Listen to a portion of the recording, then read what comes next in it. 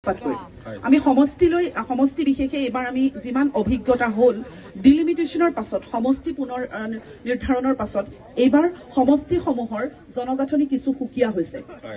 এই হিচাপে যদি আমি চাওঁ ধিং সমষ্টিত এইবাৰ যুঁজখন কিন্তু অত্যন্ত আকৰ্ষণীয় হ'ব।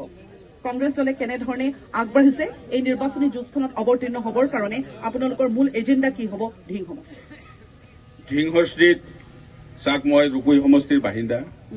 তো বিগত 15 বছৰ ধৰি ধিং সমষ্টিত বৰ্তমানৰ বিধায়ক আলহাজ আমিনুল ইছলাম ডাঙৰীয়াই প্ৰতিনিধিত্ব কৰি আছিল।